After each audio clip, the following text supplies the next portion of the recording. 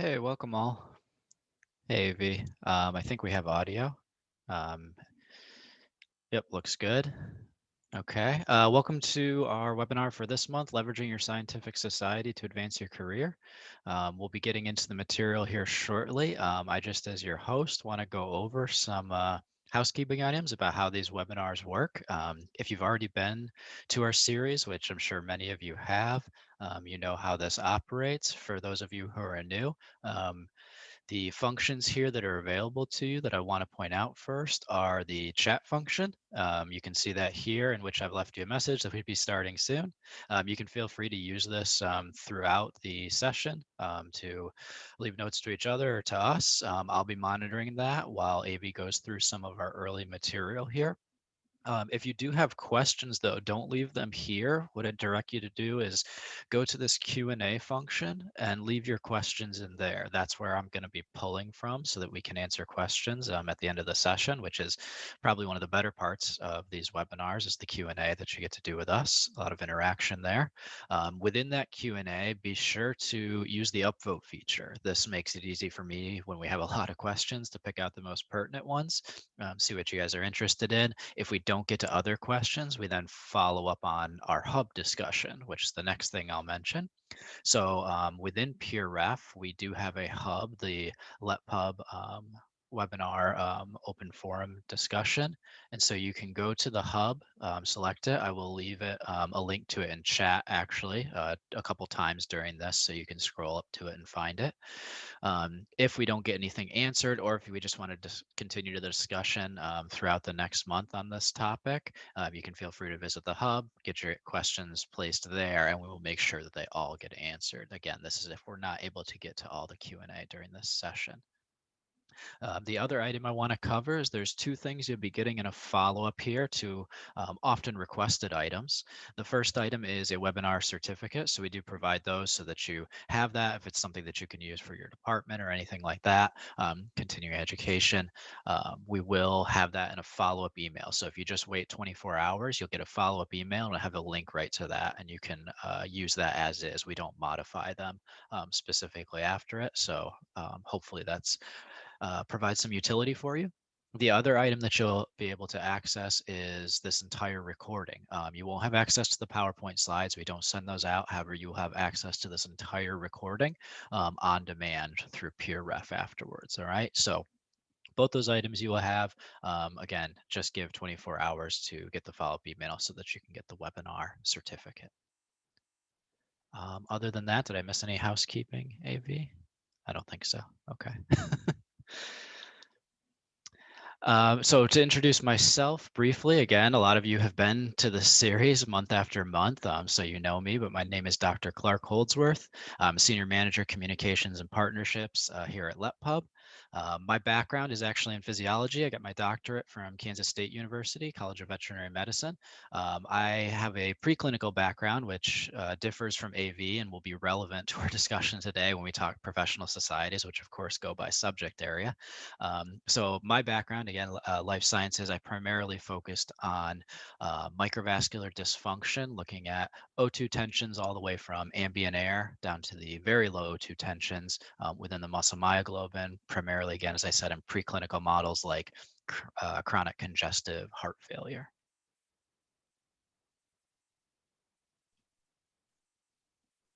All right, I guess I'll introduce myself now. My name is Dr. Abriel Lichardi, or AV, as you've heard Clark call me, so you guys can feel free to call me that as well. I do want to say thank you for joining us today, and also welcome to any new folks that are joining us. Prior to becoming a research communication strategist at LetPub, I got my PhD and my master's both in geology. I started at the University of New Hampshire looking at reconstructing mountain glacier change in the mountains of Peru. And then I jumped up to the Northern Hemisphere, still focusing on glaciers, but looking at how the glaciers that surround the Greenland ice sheet have been changing through the past 10,000 years or so. And as Clark mentioned, our backgrounds are quite different, and that is important for when you are seeking a society membership to a professional society or an organization, which is the focus of our talk today. And the societies that I was part of during both my master's and my PhD, and also the societies that I'm part of now, really do help shape the career trajectory for you. So it's really important to learn more about them, specifically the benefits that you can have from being a member. So with that, that is today's topic, leveraging your scientific society to advance your career. In terms of the outline for today's webinar, I'm going to start with just a very brief intro and basics. So really answering the question, what is a society, or what is a professional society, and why that's important for you to kind of take advantage of and be part of one of those communities throughout your academic career. The main portion of our webinar today is going to be focusing on what Clark and I have decided are the top 10 benefits of being a society member. So how you can really get the most out of being a membership or having a membership with a society, specifically how that's going to help you, whether you're a graduate student, an early career scientist, or even a full tenured faculty. There's really benefits for people all throughout the academic realm and also within industry. For example, Clark and I have memberships to societies that are associated with scholarly publishing. So it's not just necessarily science in terms of those societies. We're going to end the webinar today with some tips on how you can find the most ideal scientific society, or perhaps multiple societies for you. And again, we will have an active Q&A at the end. So again, if you have questions related to the content of this webinar, please put those questions into the Q&A function. And if you see a question from another participant that you also want an answer to, be sure to upvote that question so Clark and I address those first and foremost at the end. We also welcome any sort of experience or comments that you want to share, because that can also be stimulating for us as well. So the first question, the basic question, is what is a scientific or a professional society? By definition, it's simply just an organization or some sort of association that promotes an academic discipline or research field, offering both mentorship and professional development opportunities for its members specifically. These organizations can vary in focus. They can vary in size. Some of them can be extremely small if you have a very niche subfield, or perhaps it's just a local organization, to organizations that are at the national level, so much larger. And of course, societies can vary in their personality. Some of them might be very traditional, and others might have, a reputation for being a pretty fun society, or one that's more politically focused versus another. So again, those personalities are something that you want to align with your career goals and also your own personality. Societies provide their members with this really important, inclusive, field-specific community. So by joining a society, you automatically are part of that community, which is likely the one that is most closest to you in your research goals and field. And of course, there are member-specific benefits, which is the purpose of today's webinar, to really highlight those for you to make sure that you're getting the most out of your membership. One thing about these societies or organizations is that most of them require annual membership dues. Just like a membership can vary in its focus and size, as well as personality, the membership dues vary in cost. This can, of course, be a consideration for you, especially if you're a graduate student early on and the cost might be a little bit high.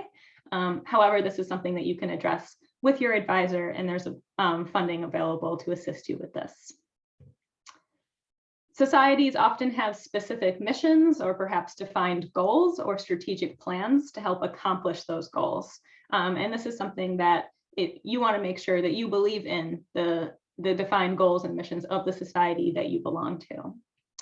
And very importantly, the scientific societies or organizations are often the ones that hold the scientific meetings and conferences that we as researchers attend annually. If they are a little bit larger or perhaps just more focused on publishing, they may have a publishing outlet. So some of these larger societies may have their own journals, they may publish books as well, and perhaps more recently, or within certain fields quite a long time ago, they may be promoting preprint servers. So there's a lot that goes into a professional society. So it's good to learn about them and consider these options. Right here, I've just shown some examples of some American scientific societies. The two on the left, American Geophysical Union and the Geological Society of America, I am still a member of, despite the fact that I'm in scholarly publishing, because I want to stay up to date on the news that they have. Again, each society is going to have its own logo, which you'll become intimately familiar with once you're a member. And yeah, it's just important to peruse all the different societies that exist, small or large. So for the remaining focus of this webinar today, I want to pose the question to you, why join a scientific society? And I hope by the end of this webinar that you'll have many answers for reasons to say why you would want to join a scientific society. So here are our top 10 benefits for being a society member. Number one, these aren't in any particular order, but this one is probably one of the most important. And that is simply, societies are where you're going to get some of the best news and information related to your research field. All societies provide some sort of newsletter or email list or magazine, or just some way that they disseminate the information that's going to keep you up to date. Not only is it going to keep you up to date on what's going on in the society itself, but often the trends that are going on within that specific field that that society is associated with. Again, these can be short format newsletters that perhaps get emailed to you once per month, or they might be more professional magazines, something that's perhaps every 3 or 4 months that come to you in the mail, or perhaps also online as well.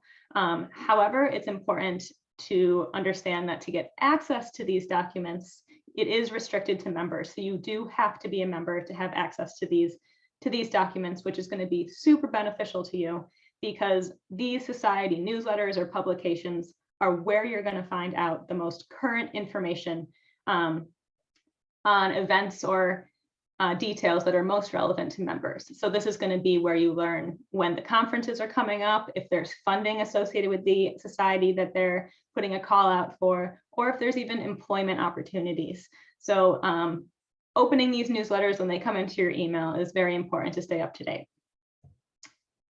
The second most good benefit of a scientific conference is, of course, the meetings and conferences. This is something that us as researchers and scientists love, and I'm sure we're very excited for when these may be coming back in person, but of course with that virtual component as well, to be as inclusive as possible. Society-led conferences or scientific meetings are truly invaluable networking opportunities. Again, being part of a society gives you that direct connection to that community. And therefore, these conferences are where you're going to learn about the cutting edge research in your field.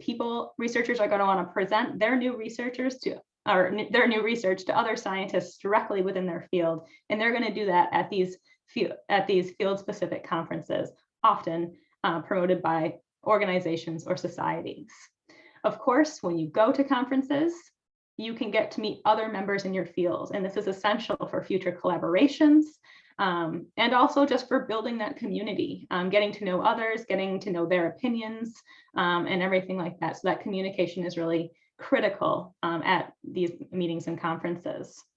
Importantly, one of the main benefits for being a member is that the meeting registration for conferences, whether it's the annual one or perhaps a more local one that meets every couple months, is that registration is substantially cheaper for members. So that's definitely a bonus. Scientific meetings and conferences are also an excellent place for graduate students to start learning how to present their research, whether it's an oral presentation or a poster. And sometimes the larger organizations may have smaller meetings, and these are often known as sectional or regional meetings. And this helps you connect with other researchers who are either geographically close to you or just are within that really small niche within your subfield. This was something that I was exposed to during my master's and my PhD. The Geological Society of America, for example, has regional factions such as the Northeast or the Southwest in the United States. So that was something that I would go to the annual meeting, but then I would also go to the regional meeting a different time in the year. And again, going to those multiple meetings let you stay in contact with those that you meet at the other bigger meetings. So it really makes you feel like you have that true sense of community throughout the year. There are, of course, benefits in terms of materials and perks, or perhaps swag is what some of us like to call it. This, of course, reflects direct discounts on conferences. So again, that meeting registration. If your society is has a publishing component, there could be discounts for subscriptions for members, or perhaps even for publishing costs like APC's article processing charges for open access articles. So that is something to really pay attention to, because publishing can be indeed expensive. Larger societies often have a little bit more money than perhaps small ones, but that is not always the case. But be on the lookout for reduced prices for any sort of materials that you might need related to your field. This can range from new computers to insurance to hotels and car rentals for field work. So again, this is something to be on the lookout for. And importantly, if we do have graduate researchers out there or early career scientists, many of these discounts on materials and perks benefit you the most. So keep on the lookout for that. And of course, this is information that you're going to find in those newsletters or magazines that are put out by these societies, but also directly on their websites. And that leads me into benefit number 4, which are funding opportunities, something that us as scientists are always looking for. Professional societies offer a variety of different funding types. This can range from fellowships to simply prizes for an excellent presentation, and then travel awards, whether that's to and from conferences, or perhaps travel if your research involves a field component like mine for geology.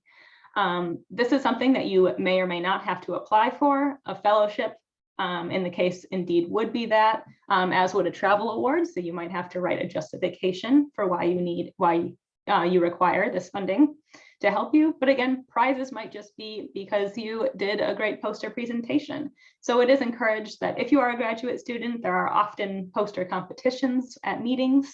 I encourage you to be involved in those competitions, because it gives you a chance to not only showcase your research to others in your field, but also potentially get a prize for the amazing work that you're doing.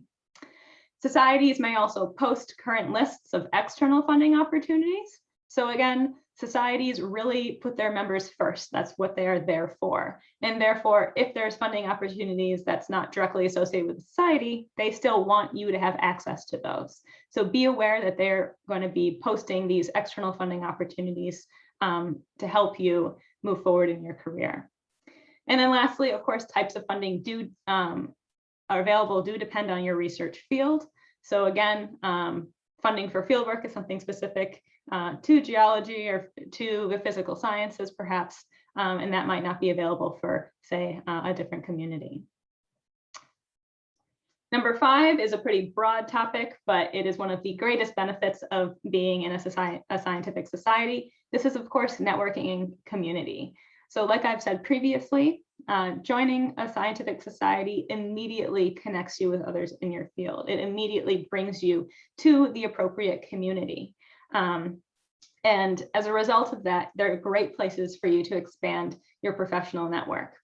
Again, attending these conferences is really crucial to developing not only that community, but finding those collaborations and just having that communication back and forth.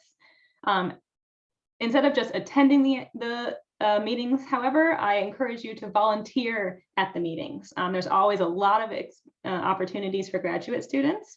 Oftentimes, organizations ask you to volunteer, to check people in, for example, or go over registration. And because you volunteer, that waives your registration costs for the meeting. So there's a lot of ways where you can get involved, which is even better than perhaps just attending the meeting itself. Presenting is, of course, an excellent way to be involved at a meeting.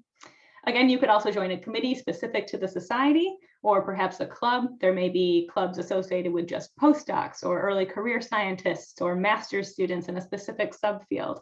So there could be a lot of opportunities for you to join others that are very, very close to you, not only in your field, but also where you are in your career, what stage.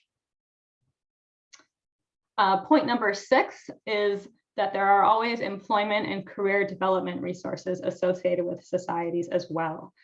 These can range anything from job boards, like I mentioned, whether that's a job specifically within the society itself, or it's just the society posting jobs about their specific career. So faculty positions or postdocs or research scientist positions. Mentoring programs are also another excellent part of scientific societies. Again, this is something that is important for folks that are graduate students to be mentored by more senior individuals or perhaps tenured faculty, but then it's also opportunities for faculty to get involved as well. So I was saying that there's a lot of benefits for graduate students, but this is another one, one specifically for more experienced individuals.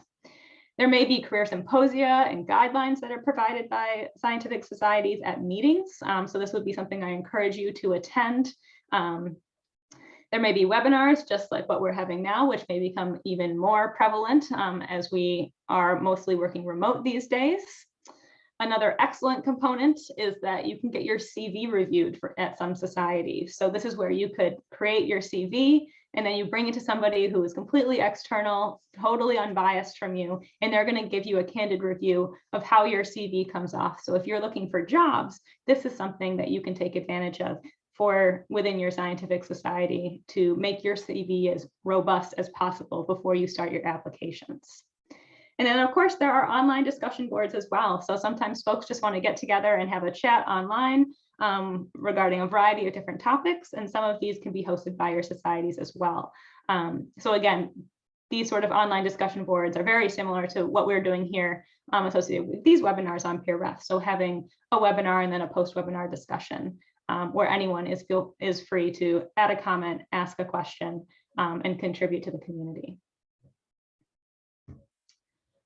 Point number 7 as a benefit for being a society member is that they provide support during change. And what I mean by that is that the society news that you receive is going to keep you informed, not only on changes in your research discipline, but also those within your specific community that you should be aware of. So this can be just trends within your field, so some trends in publishing, trends in diversity and inclusion, for example, which is what's happening right now, which is great.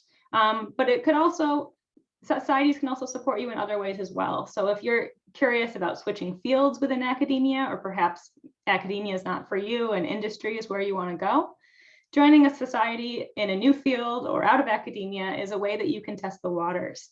So step 1, I'd say, would be to go to the website, see if that society might mesh with what you want. And then you can join that society again for just a year and see if that society is going to help you achieve your professional goals. So find out if that society is a fit for you. So societies can be very, very supportive during trends, during change, whether that be personal or external. And number 8, societies are great in general for experience. And that's a pretty broad term, of course, but in general, being a member in a scientific society or an organization helps you gain experience, of course, in networking, meeting people. It helps you learn how to present at conferences, so hone in on your presentation skills, whether that be a poster, whether that be an oral presentation. But it also helps you soften those or sharpen those soft professional skills. So just how to be professional in person with somebody that you may be interviewing for. Things like that are very, very important. Society involvement also helps you learn about science policy. It helps you learn about communications and, of course, outreach. And if you become, say, on a committee that's associated with outreach for that society, this is all information that can go on your CV to help make that more robust and bolster you up and help you in your career.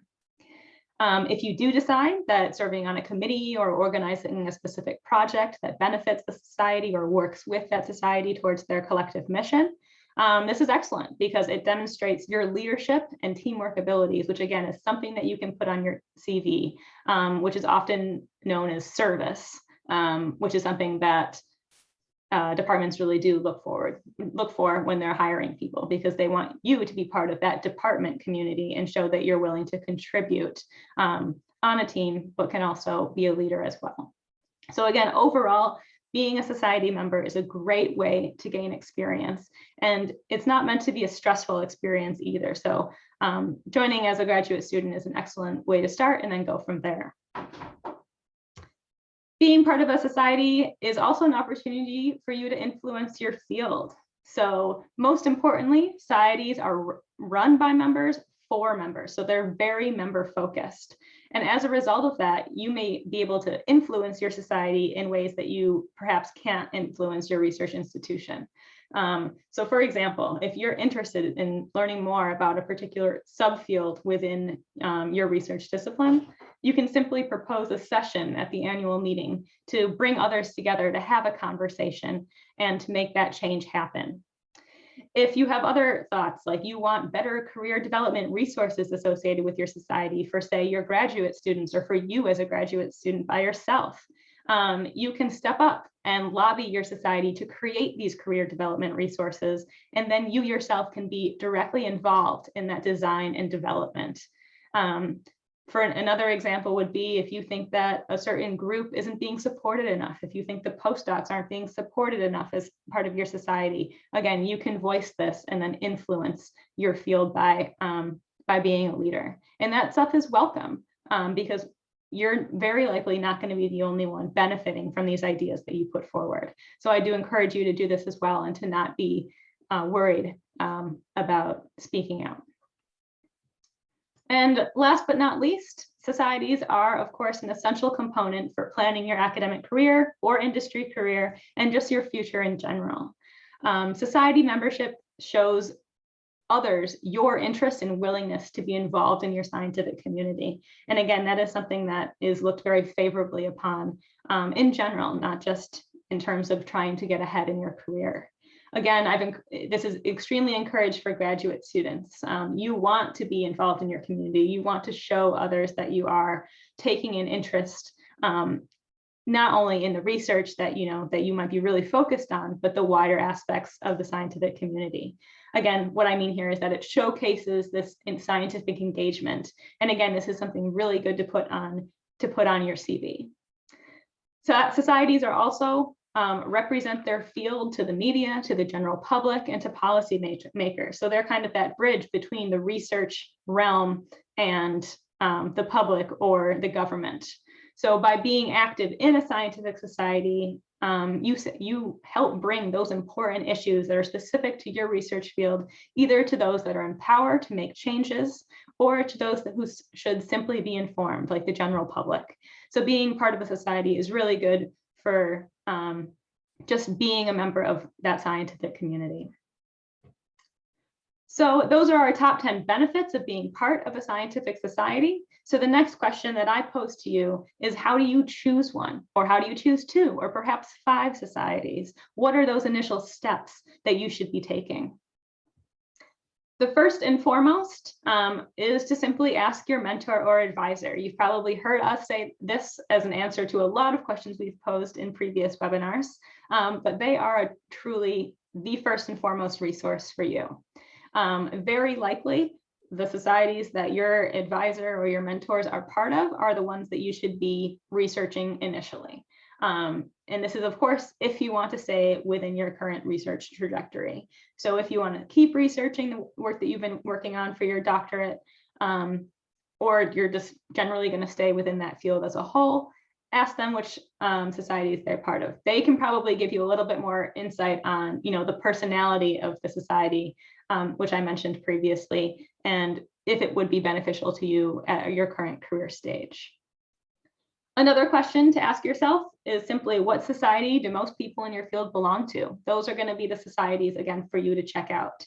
And this will help you identify which community is most likely to be interested in your research, because that's another reason to be part of a society, is that it's going to directly tie you to people who are going to be the most interested to learn about what you have been working on for years. So that's a very easy way to identify societies. And then another thing to think about are, what are your career objectives? Are you looking to change trajectories? So are you looking for me to stay within my geologic research and stay within those communities? Or do I now want to go to publishing and go to publishing scientific societies? Or do I want to stay in both because I still am interested in what's going on in geology, but my career is in publishing, which is the case for me right now. Perhaps you want to work in a geographic area that's specific. So perhaps you want to live in a different country. So you want to join that country's scientific society in your research field to learn more about what that community is doing in that specific geographic region. And of course, a fun question for you to ask yourself is, what conferences do you want to attend? And that can directly assist you with your decision about what society to become a part of, because remember, conferences are excellent networking opportunities, and being a member, of course, will make that registration cost go down. So before we get to the Q&A, I do just want to give you some parting thoughts about joining a society. First and foremost is that by joining a scientific society, you communicate to your field, to the people in your field, what kind of scientists you identify as and what communities of scientists you're affiliated with. So it's important that the society really resonates with you and the goals that you have and the values that you have. Society membership allows you to support your research community and enhance the power of that society or that organization's collective voice. So again, you contribute to the mission or the strategic plan of that society by being a member, and they thank you by giving you these membership benefits. And lastly, remember to indicate your society or association memberships on your CV. Again, this reflects you being a member of the scientific community, and it reflects your engagement. And that's always very much encouraged. So with that, I want to tell everyone to go out, go on websites, find different societies that mesh with you. And Clark and I can take some questions or perhaps have some discussion. And before we get to that, I do just want to remind folks that we will be continuing the LetPub webinar series next month. So stay tuned in your email for a notification on that.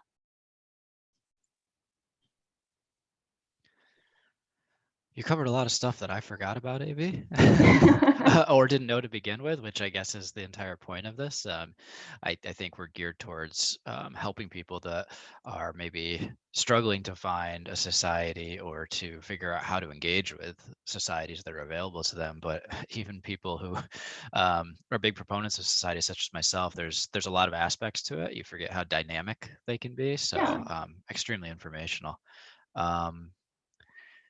Do you want to go through some talking points and then get into our questions? Yeah, sure, because the talking Okay. points might stimulate questions from folks. So yeah, if anyone listening right now, if you come up with a question while Clark and I are just chatting, please enter it into the Q&A, and we'd be happy to discuss things with you. Absolutely.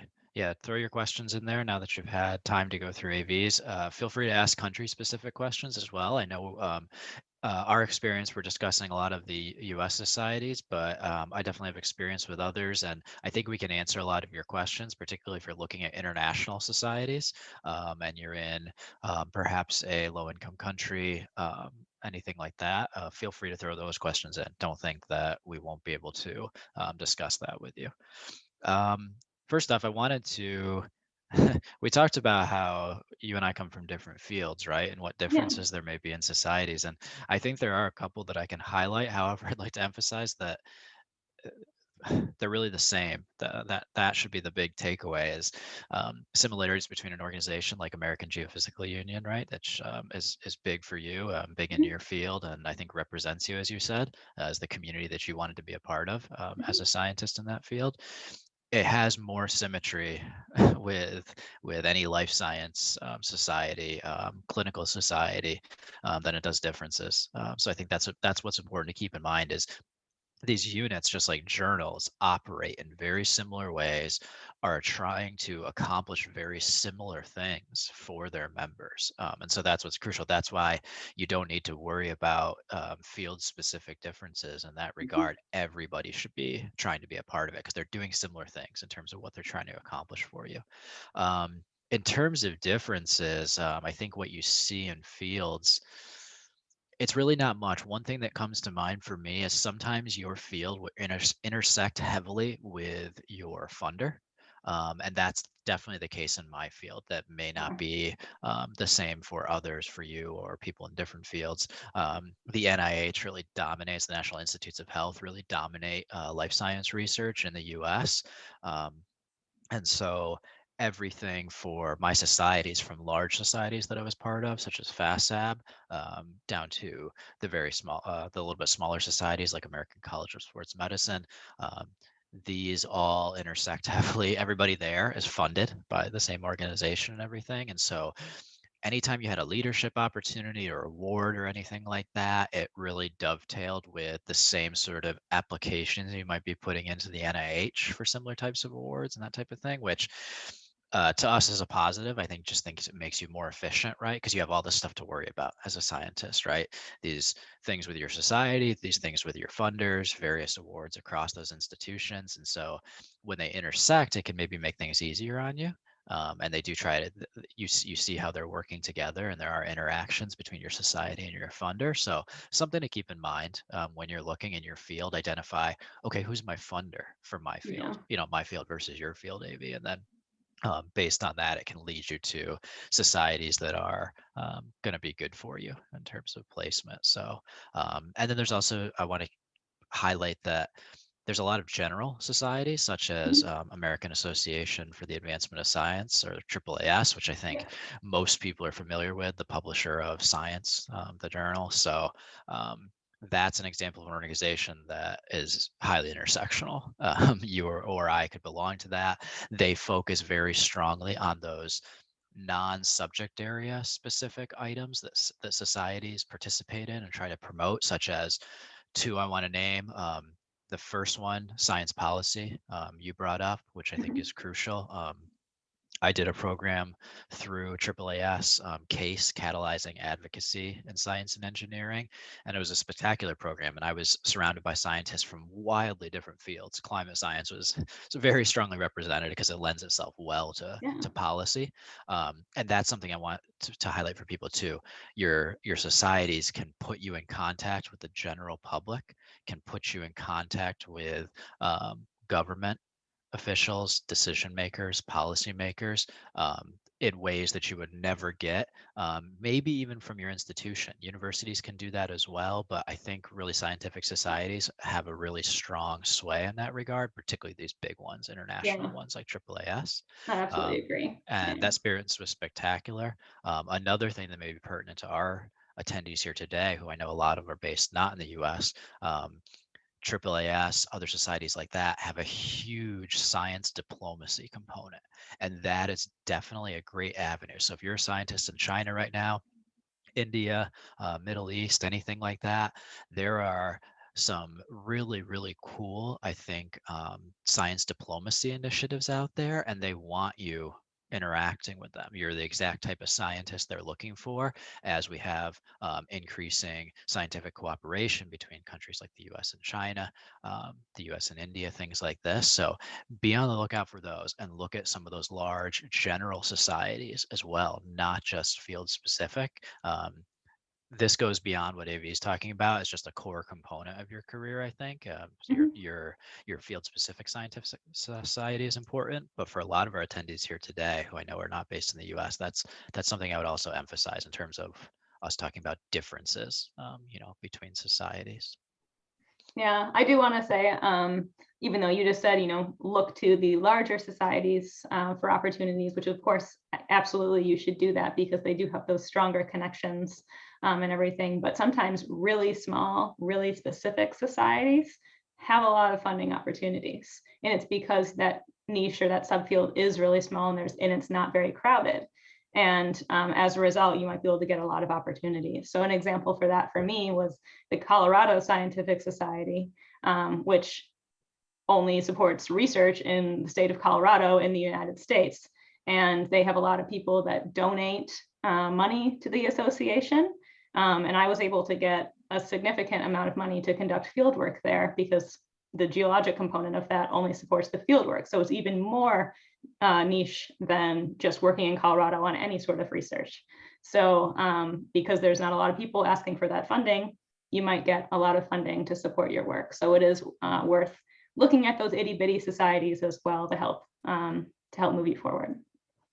Yeah, being big fish in a small pond can be Mhm. helpful, particularly early career, or if this is something that you're just branching out into. It applies not only, as you mentioned, funding, which is crucial. You might have opportunities for these small awards that it's not just the money, but also is spectacular for your CV, because again, I think societies act as your pivot point for your entire career. The things you do Absolutely. with your society frame you as a scientist, and that's what propels you as a faculty member, and then it feeds back into it as a society, because you become stronger and stronger in your field. But also, in addition to funding, is leadership opportunities. It might be easier. Those smaller societies always need help with organizational aspects, right? Right. Administrative and stuff. So if you're looking to get involved on a functional level and be doing things, Mhm. so that you have that kind of exposure in your field, yes, absolutely. Go to the smaller societies. As you mentioned, I think another key one is regional. If Yeah. you find a larger society that has regional chapters in this type of thing, that can be really crucial, particularly for you early on. Now, as you get busier, those may fall off and you may not attend as many things, but those are great opportunities. Again, if you're looking to get actually involved and you don't have a lot of clout yet in your field, those are great, spectacular opportunities, I think. Yeah. I mean, if you're just starting out your PhD and you have, 4 or 5 years to go, you might as well get involved in a smaller society that's going to be directly affecting you, or you are already going to be in the community for. And then, yeah, you can gain those professional skills. You can get the behind the scenes knowledge about what's happening. And perhaps you can sway a little funding or influence that society yourself. So, Yeah, absolutely. I'm going to jump into these couple questions we have here now, because some of the other talking points I had jotted down were notes mhm. regarding these, which I think are great questions. This first one here, the biggest problem for low-income country scientists is the paid membership and the cost of being a part of a society. So any nuance you want to address there, or advice for how to engage without having to commit those financial resources? Oh, that's like a really good question. I think that there are, even if you can't pay the membership dues or you can pay part of them, I think there's constantly opportunities. I think, Clark, something that we were talking about before is that because science in general is moving towards being more inclusive and welcoming diversity and everything like that, that you may be able to find opportunities to become part, to get your membership perhaps reduced or discounted or waived, because societies want to become more diverse and have you part of the community, which is something that they should have been doing all along, but it's more recognized now. There are also opportunities for reduced membership to attend certain conferences that are usually put forward by societies. So even if you're not a membership or a member normally, but the annual conference is coming up and the registration cost is high, there are typically a lot of discounts for lower income country individuals to attend those meetings. And this is something that is, of course, advertised in the newsletter that goes to members, but you can also find this information on their websites directly. So that is one thing I didn't explicitly state, which is, of course, go to the websites for these societies. Oftentimes you learn about everything from their mission to when their conferences to costs to be involved. And don't hesitate to email people, explain your situation, and I suspect that you would be responded in a favorable way. Clark, what do you think? Yeah, absolutely. It's obviously inclusivity is a greater concern, and these societies like an AGU, which really, I know it's American Geophysical Union, but it considers itself one of the strongest international societies, and they want that representation. It's only in the last few years that they've understood that that means going out and getting these scientists to come out to their conference, which has resulted in a lot of opportunities, like you mentioned, waivers for scientists from those countries, awards, right? Mhm. So a lot of conferences I got to basically at no cost, and that's built in. The societies always have that as a mechanism for Mhm. people to get awards, get a little bit of money to travel, get that fee included, that type of thing. So yeah, you just have to go and check out what those opportunities are first off. The other is, again, to go back to those niche or smaller societies. A lot of the larger societies I was part of, again, it is expensive, hundreds and hundreds of dollars USD, which I know can Mhm. be quite expensive for people from some of the countries that I named. um, However, there are smaller societies that have excellent opportunities that have very nominal, fees, $20 USD, $40 USD, this type of thing. So keep in mind there are smaller opportunities that are available that don't have the cost. And another thing that I had noted regarding this is you don't necessarily have to be a part of society. I think your goal should be eventually to be Mhm. a member, right? But you don't necessarily have to be a part of a society to take advantage of a lot of these things that we've discussed. A lot of times there's ways to participate in message boards and things like this, or mailing lists, right? To get those notifications. They love for you to subscribe and get those emails. I think it's the first or second point that you mentioned. You can get on those lists without actually being a member. There's a lot you can do without having to invest financially. So keep that in mind. Social media as well. So social media platforms like Twitter, those are free. And that's a Yeah, great place to engage in these communities without even having to be a member. The membership thing is really an item for when you want to travel to a conference, because then it automatically actually makes it cheaper because that's how they design it. Or again, if you are involved and you want to be in a leadership position contributing, that generally requires membership. But again, even in that situation, that's another great way to think about it, because if there's an organization that's looking for help and looking for organizational support, they have these committees that they can't fill. If you are reaching out to them to help in that way, and you're mentioning what you said, AV, like, this is really difficult for me, the country that I'm coming from, these fees are much more cumbersome for me than they would be for US based scientists. They may be very amenable to yeah, if you're here to help them and contribute to the society in that way for positions they're trying to fill, then you may be able to work around some of that financial burden. So yeah, definitely yeah, just something to keep in mind. There's ways to engage with them outside of actually even being a member. yeah. Yeah, as you just mentioned, Clark, social media is an extremely important way to stay connected to the society. That was actually like a pretty big omission from my presentation, so thanks for filling that in. But again, any sort of information that I said, funding calls, conference dates, etc., you can find that on the website. But social media is going to be first and foremost, and all you have to do is follow the societies that you're interested in. So again, if you want to test the waters for new societies, ones that you may or may not want to join or you're thinking of joining, start by following them on social media and see if what they find important enough to be posting about is something that you actually want to read and be engaged in. So that's another really good place to start. Yeah, absolutely. And actually, I have another question here that relates to this a little bit. So our membership fees usually at your charge or the lab's charge, and I could even extend that to university, this type of thing. And that brings up a good point that I think there are um, don't necessarily think about it as you. I would be looking somewhere else to get it paid for before you look to yourself. Don't assume that that has to fall on you. This Yeah, is the type of thing you should take one to your lab if you have a mentor in particular. If you are a student or a postdoc or something, certainly don't expect that you should bear that automatically. And then you can just keep going up the chain. Just go to the department, go to the college, go to the provost, like kick it up the chain. This is something that you need. They want you to succeed. yeah, That type of thing. And for them, this is not as much of a financial burden. So yeah, I would just say work your way up the chain until you can't anymore before you even consider it as your own burden.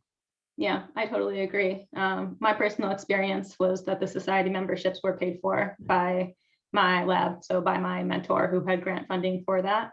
But it was something that you had to ask, and it can be a little scary to ask and everything like that. But we definitely encourage you to do so. Other thing could be department funds often support students first and foremost. So your individual department might be able to cover the cost if your mentor can't for some other reason. Yeah. Yeah, don't default to yourself to pay for anything. Yeah, it can be It's expensive, absolutely. yeah, So that's the whole point of community. So keep in mind, particularly if you're the one,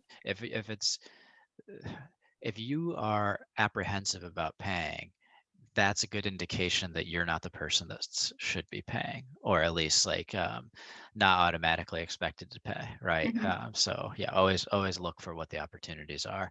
There's other questions. I'm going to sort of summarize this one a little bit, but particularly if you're a student, right, and you have like a mentor or someone with a lot of societies have like fellows, which is like Mhm. a specific like membership level, and sometimes they have perks for being able to sponsor students in these types of things.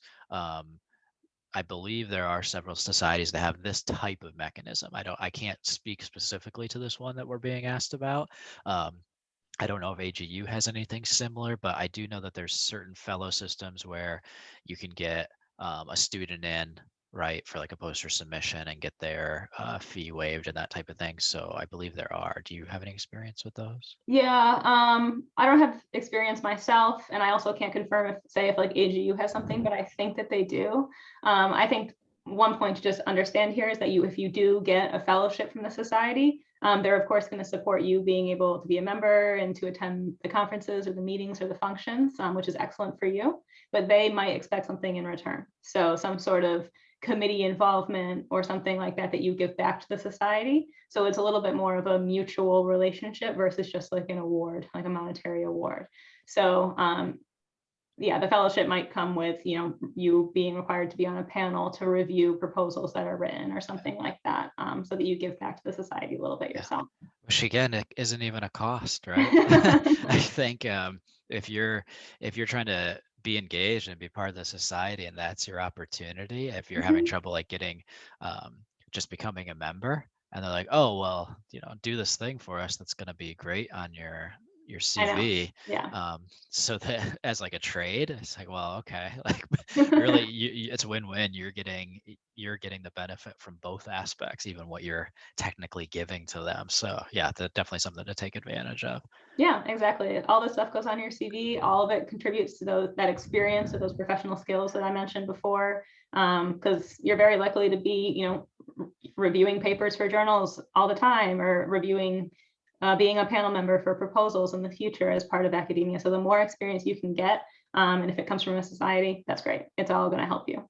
Yeah, which reminds me, I wanted to make a comment about that. For my experience in my field, the societies were very tied into my publishing process as well, because we just had so many journals with high readership in my area that were society-based journals, and so I predominantly ended up publishing in those. And I think experience-wise, I had a better publishing experience than most people, perhaps because of that, perhaps because the publishing experience, which I know can be very frustrating for people, was tied into this scientific community experience, which is the opposite of frustrating. It's sort of the lifeline that I use to support myself during my career and remain optimistic and get opportunities and everything like that. So tying publishing, which can be an otherwise frustrating endeavor, Yeah. into that can be positive. So check out if that's a potential possibility.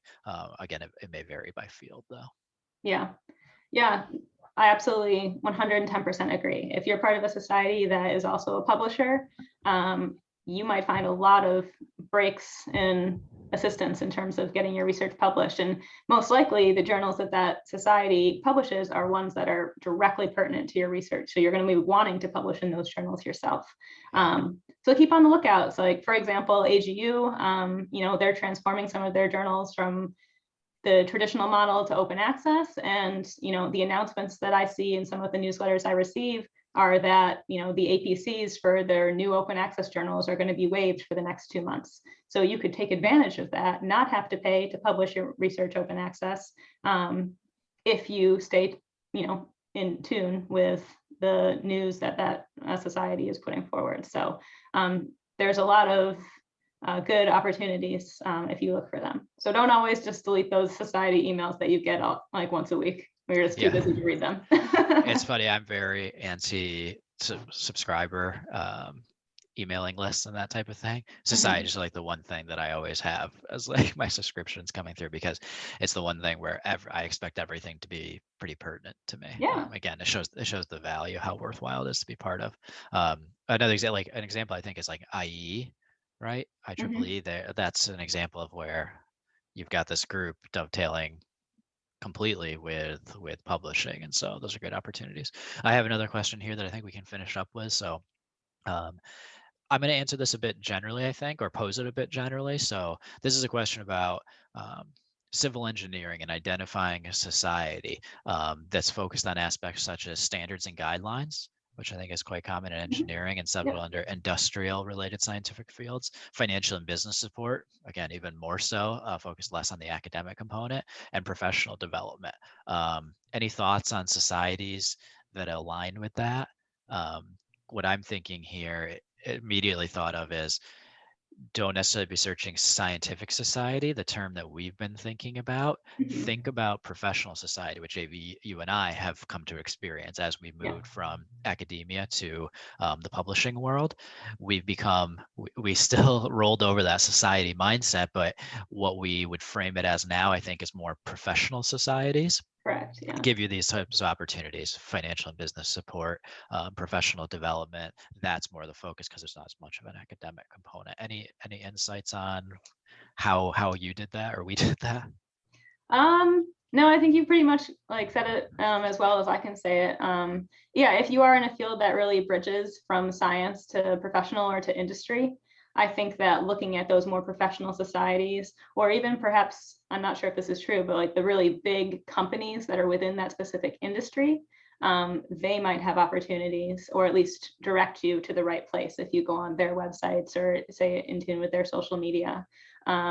Because your research is something that's directly going to be implemented in industry and in business.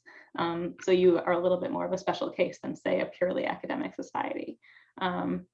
But yeah, no, I think looking at the professional societies are important. And you very may well just do an internet search and find something out, because there are so many publishing societies that I didn't even know existed until I started my career here. And it was simply just talking to my colleagues, Clark, for example, my boss as well, and just doing a little bit of my own research, 15 minutes or less. And, it helped guide me a lot with my choices. Yeah, and it's just a terminology switch. Thinking Mm-hmm. professional society, also technical society comes up a Mm-hmm. lot, I think, in terms of how those groups think of themselves. So Yeah. be on the lookout for that type of thing. Academically, in that area, societies tend to operate like that anyway. Like American Chemical Society, a very Mm-hmm. massive one in chemistry, has obviously a huge industry focus. And Yeah. so what you mentioned, I think, is a really great point. Looking industry, when you are in a field that's so industry related or commercial, um, looking at large corporations is valuable too, because like you said, I think they tend to, any large institution can marshal these types of resources, Mm-hmm. awards, professional development, that type of thing. And so in those fields, you can have large corporations that are doing things that societies are doing as well, right? Policy, that type Correct. of thing, Yeah. if you're interested in that type. So don't just look at, so you're just doing a little bit different search is the short answer to Yeah. this question. You have a broader opportunity, more places that you can go to look for support outside of academic support when you're looking for this type of thing. So that's what I would indicate. Also, feel free stop by. I left the link to the Peer Ref Hub. I left it twice here, so if you guys click on that, that'll take you to the hub where we do discussion for this. I just cleared the board, so it's fresh. There's no questions in there. Feel free to go there and discuss some things, and maybe we can give you some more specific examples, even find some of these things for you, show you how we would go about looking for these types of things. So go ahead, visit us over there. You can share with each other. You can converse with us, and maybe we can give you some even more detailed responses to these types of queries. Yeah, folks should share links to the societies that you're a part of in case other people haven't found those yet, or what you found beneficial, or something you don't like about the society that you're with is also, fair game. That's going to be very helpful for others finding them and choosing. Yeah. So, So let me just wrap up a couple logistics and then I'll let you sign us off, AV. We're about right to the hour mark, I think, which is our best timing so far the last year. So again, I just want to remind you, go to PeerRef, go to that hub. We'll check it really closely today to answer any questions that you might not have thought of immediately during this session. And then throughout the week and then throughout the month, we'll still be in there, leaving resources here and there, answering any questions that you guys follow up with. We have a ton of people in there. It's a huge hub. But we don't get a ton of questions. So feel free to jump in. You can just leave comments too. If you have something that you learned that was helpful to you, please leave it in there. This is, again, a community, and AV and I are here trying to share information, but our users, our attendees, they can go on PeerRef and be a crowdsourced yeah. source of information. And so please, if you're in there and you're a member, leave a comment, leave a question, a joke, whatever you want, just so that we get starting hearing from people in that regard, because I think we could start some good discussion. Other than that, just keep in mind that you will be able to access this recording on demand through PeerRef, and you will be getting the certificate in the follow-up email. So if you don't get your certificate within 24 hours, or if you need some sort of confirmation for your certificate, you can email us at support@peerref.com. All right. All right. I think I only have two more things along your line, Clark. If you guys have any feedback for us in terms of how we do with the webinar, please let us know.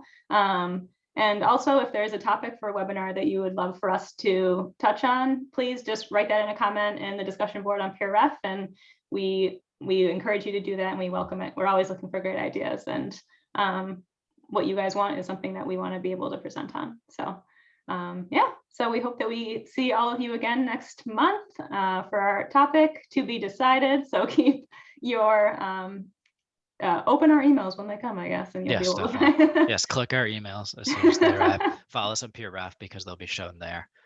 Yeah, and hopefully we have a good topic for you next month. Yeah. All right. Thanks for joining us today. All right. Take care. All right. See ya.